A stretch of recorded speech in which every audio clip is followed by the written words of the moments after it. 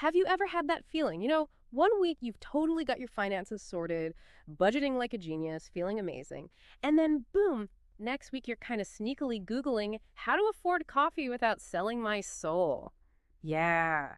If that whole push and pull thing sounds familiar, that feast or famine cycle, then you're definitely in the right place today. We're doing a deep dive into breaking free from that exhausting paycheck to paycheck loop, and maybe even better, figuring out how to actually start thriving financially. So, for this deep dive, we've pulled together a really great stack of sources. We've got some really insightful bits from Break Free, Smart Wealth Strategies, and also Freedom from Paycheck to Paycheck Living. And these aren't like dusty old textbooks. They're genuinely packed with clever, doable shifts. Honestly, some of them made me stop and think. Absolutely.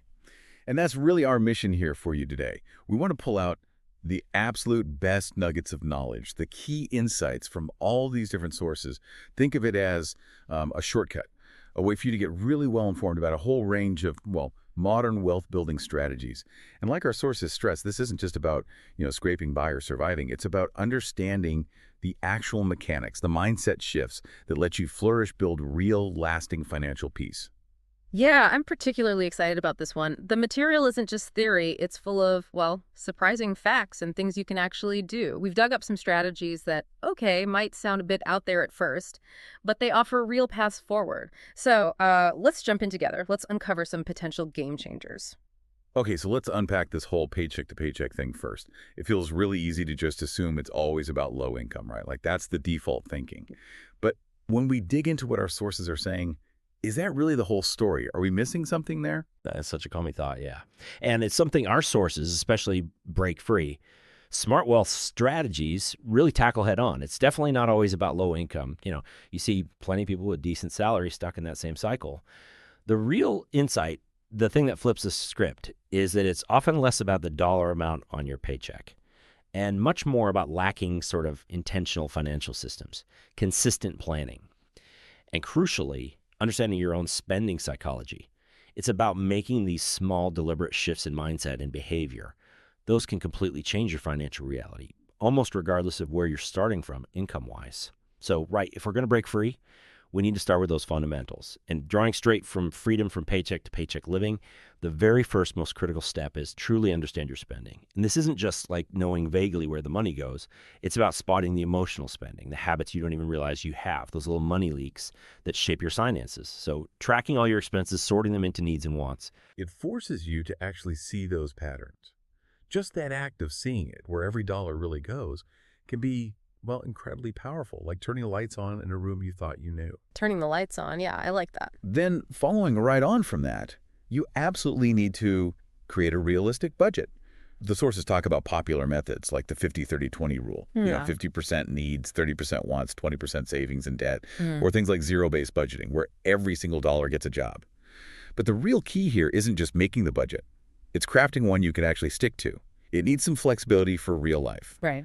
Otherwise, it just becomes another thing to stress about, right? The aim is feeling empowered, not deprived. Right, not just another chore. Exactly. Then, next up, and this is huge for financial peace, build an emergency fund. Our sources really hammer this home. It's your safety net. The goal is typically 3 to 6 months of essential living expenses. Now, that might sound like a lot, but the advice is clear. Start small, contribute consistently, even say $50 a month saved automatically. That builds your buffer over time. And the insight here is, well, it's profound.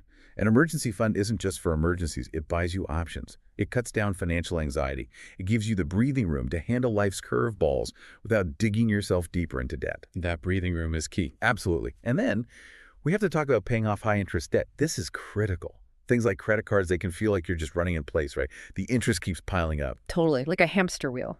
Exactly. So the sources recommend focusing on these high-interest debts first, using methods like the debt avalanche, tackling the highest interest rate first to save the most money long-term. Or there's the debt snowball. That's where you pay off the smallest balance first. It gives you those quick, motivating wins. Ah, okay. The insight isn't just about picking one method, though. It's understanding that cutting down this debt burden directly frees up your cash flow. It speeds up your whole journey towards building wealth. That difference between avalanche and snowball is really helpful. Especially starting out, for me personally, I think those little wins from the snowball, that probably keep me going, keep me motivated. Even if the avalanche saves a bit more money technically, it comes back to that behavior thing you mentioned. Exactly. Psychology plays a big part. And speaking of small wins, that last point you made about reducing unnecessary expenses, oof, that hits home. I'm like 99% sure I'm still paying for a streaming service I haven't watched in months. And maybe a gym membership I optimistically use. Mm. It's those little things, isn't it? Those silent drains. You sign up, forget, and suddenly wonder where 50 quid went. Oh, absolutely. And the insight there isn't just about, being frugal or depriving yourself. It's about consciously reallocating your money to things that actually matter to you. It's like becoming a detective in your own finances. Canceling subscriptions you don't use, cooking more at home, shopping smarter. These aren't just tips. They're small, deliberate choices. And when you add them up, they free up real money. It's about actively choosing to build your financial future instead of just letting money kind of slip away. Okay, right. Let's switch gears a bit because this is where I think it gets really interesting. So you've got those foundations going, tracking spending, budgets working, tackling debt. What about putting your money on like cruise control? The idea of not having to constantly micromanage every dollar, but having systems work for you, that's automation, right? What do the sources say about its power? Yeah, and it's fascinating how much emphasis the automatic millionaire, which our sources mention, puts on this exact concept, the core idea. It's consistent automatic actions, not trying to time the market, not relying on luck or sheer willpower. That's what really builds wealth steadily over the long haul. The big insight is that, frankly, our forgetful brains aren't always the best financial managers. Huh, tell me about it. Right. We get decision fatigue. We spend on impulse. We just forget. Yeah. Automating your savings, your investments, even your bill payments, it takes those human weaknesses out of the equation. It literally puts your financial progress on cruise control. You know the old story, the tortoise and the hare? Yeah. Well, automation is the tortoise. Small, regular contributions made automatically, consistently. They almost always win the race. They beat the big, flashy, inconsistent efforts. It's that quiet power of compounding, it's just working away in the background, fueled by those regular automated deposits. So a really powerful action step anyone listening could take, like today, just set up automatic transfers Mm-hmm. to your savings account, to your retirement account. Future you will be very grateful. Plus, hey, bonus, no more late fees. The source points that out too. Saves money and hassle. That's brilliant. Automation, not just for convenience, but as a way to kind of hack our own psychology. So, okay, what does this mean for someone who maybe still feels a bit overwhelmed by it all? Even with these tools, how do these small, consistent steps, especially the automated ones, connect to that bigger picture? Financial peace, long-term stability. That's a great connection to make. The profound insight here is that automation acts like a powerful antidote, an antidote to financial stress and that constant decision fatigue. When things are automated, you're not constantly wrestling with yourself. Should I save? Should I spend? You're not trying to remember due dates. The source material, particularly freedom from paycheck to paycheck living, is clear. Follow these steps consistently, patiently, and you build a system that encourages consistency without needing constant heroic willpower. This steady, automatic progress leads directly to financial stability, to much greater peace of mind. And critically, it gives you the capacity to actually build substantial savings and invest for your future. Automation is really the engine driving that consistency. It makes reaching those long-term goals way easier. It basically lets you step off that financial treadmill. Okay, stepping off the treadmill. I like that. But let's say you've done that. You're budgeting, you're automating, you're feeling more in control, and you're thinking, okay, what's next? What are some maybe surprising ways to bring in extra money or diversify where your income comes from? Especially if you're thinking beyond just the standard 9 to 5. Our sources had some wild ideas here. That's exactly the next question, isn't it? How do you expand your income streams without just burning yourself out with a second job? And yeah, our sources offer this really interesting mix of ideas, some really challenge how we typically think about making money. They leverage everything from like digital skills to stuff you just have lying around the house. Yeah. Okay, first up, the digital world. Break free. Smart Wealth Strategies has this great section on making money online, basically using your digital presence smartly. Yeah, this one totally clicked for me. The author talks about how they first thought TikTok was just, for funnies and dances, which, let's be honest, is relatable. Then they had this light bulb moment. They realized they could make money by just taking their existing newsletter content and turning it into short videos. That felt like a real insight. Repurpose what you already know or do for a new platform. Don't reinvent the wheel. Exactly. And that's solid advice from the author. If you're already creating something, a blog, newsletter, even just regular social posts, think about how to chop it up. Turn it into short, engaging videos for places like TikTok or YouTube Shorts. Maximize your effort, reach new people. And they also points out several ways to make money doing this. There's affiliate marketing that's their main focus. Basically, recommending stuff you like, using a special link, and getting a commission if someone buys. Right. Then there's ad revenue once your channel gets big enough, brand sponsorships, collaborations, and of course, selling your own products or services eventually. And getting started. The source stresses it's surprisingly straightforward. It's step-by-step execution, not some kind of magic formula. Okay, step by step, I can handle that. Yeah. Pick a niche you already know about or love talking about. Create those short, snappy videos.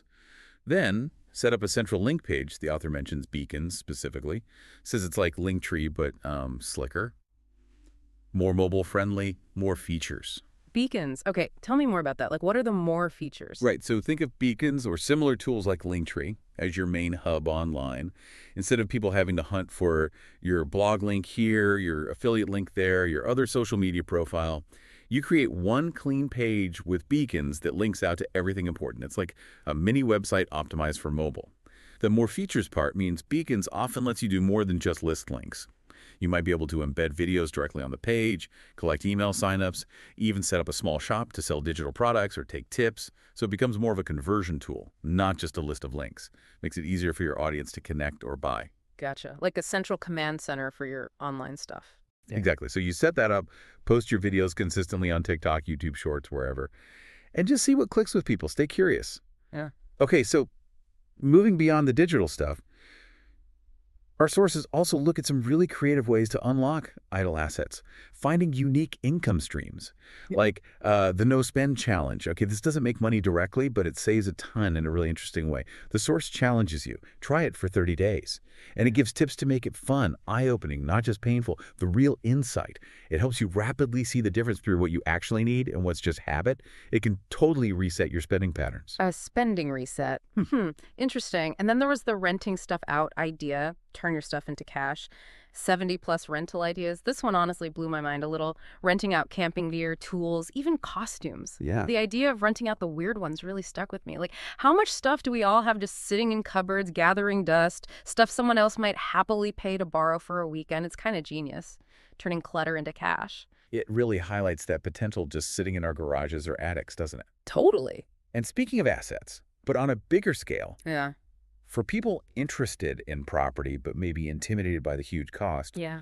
the sources talk about fractional property investing. Right. How does that work exactly? So the key insight is it makes real estate accessible. Instead of needing, hundreds of thousands for a down payment on a whole property, you buy shares in a property. Yeah. You pool your money with other investors through a platform. So you can dip your toe into property markets with way less capital. Yeah. Much more flexibility than owning the whole thing yourself.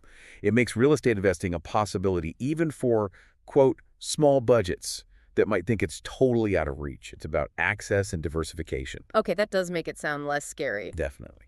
And then shifting to predictable income. There's bond laddering. Now, this might sound a bit technical for beginners, but the sources break it down nicely. Basically, a bond is like an IOU. You lend money to a government or a company, they pay you interest for a set time, and give you original money back. Bond laddering is just a strategy. You buy several bonds, but arrange it so they mature at different times, staggered intervals. Maybe one matures next year, another the year after, and so on for, say, 5 years. The benefit is it gives you a pretty predictable income stream as each bond matures, and you can reinvest that money. Plus, it means not all your cash is locked up for the same long period. Gives you stability and flexibility. Helps manage interest rate changes, too. Predictable income, stability. Sounds good.